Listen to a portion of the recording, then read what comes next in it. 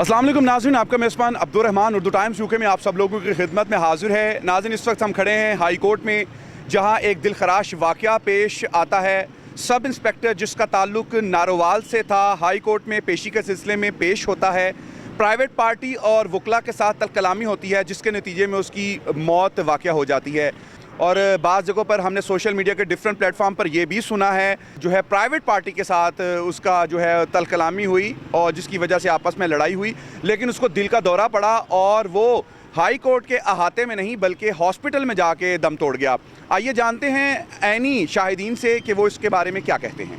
कल high court के अहाते में एक सब इंस्पेक्टर को मार दिया गया है। सुनने में ये आया है कि उसे मारा गया है और एक मौक़िफ़ ये भी है कि उसको हार्ट अटैक हुआ है। क्या कहेंगे इसके बारे में? हुआ हाई कोर्ट के अहाते में ही है, किसी कोर्ट के बाहर हार्श टॉक हुई है किसी वकील से, लेकिन ना उसको किसी ने मारा है, ना किसी ने कोई डंडा चलाया, ना सोटा चलाया है। वो हार्श टॉक के दौरान जो प्राइवेट पार्टी थी उसके साथ उन सब इंस्पेक्टर का कोई झगड़ा हुआ है थोड़ा बहुत, और वो कहते हैं कि दिल के मरीज़ थे वो सब इंस्पेक्टर साहब, पुलिस वाले हमारे लिए तो काबिल एहतराम है वो भी, और वो उस वजह से कहीं सफोकेशन की वजह से यहाँ पे गिरे हैं। उनको हार्ट का इशू पहले ही था और शुगर का, और उस वजह से वो एक्सपायर कर गए। और एक्सपायर भी यहाँ पे नहीं हुए, यहाँ के वो सुना है कि हॉस्पिटल, उसको म्यू हॉस्पिटल में लेके गए हैं और उसके बाद कहीं उनकी एक्सपायरी हुई है। और वो सिर्फ मारने की या cause of death as such नहीं है कि किसी ने उनको डंडा मारा है, कोई खुदा न खास्ता कोई इस तरह की बात हुई, कोई फायर चला, ऐसा कुछ नहीं हुआ।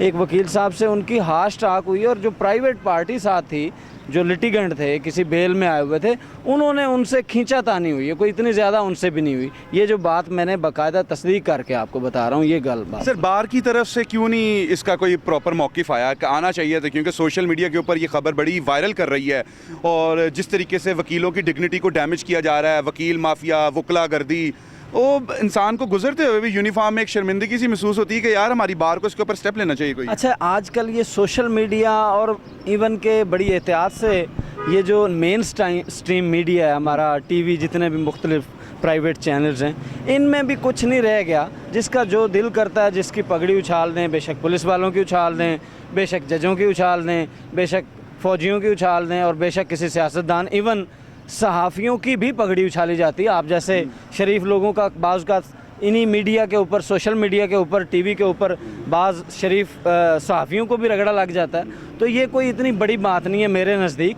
हाँ, हमारी बार को ज़रूर ये चाहिए और रिप्रेजेंटेटिव को चाहिए कि वो अपना मौक़िफ़ बयान करें। जैसे मैंने आपको बात की है, मैंने कल जब सुना तो मैं कल भी और आज भी हम बार में वहीं पे मौजूद थे। हमने अपने रिप्रेजेंटेटिव से मैंने पर्सनली बात की है, तो उन्होंने ये बात उन्होंने बताई है कि हमने सारी चीज़ें देखी हैं और ये बात निकली। कोई ऐसा इसमें ये नहीं है कि वकील खुदा न खास्ता इतने हो गए हैं कि जी हाई कोर्ट में जो पुलिस वाला आता है उसके साथ, ऐसा बिल्कुल नहीं है। और किसी एक आध वकील की अगर बात कर भी लें आप, कोई ऐसा है, तो उसको सब के ऊपर ब्लेम नहीं किया जा सकता।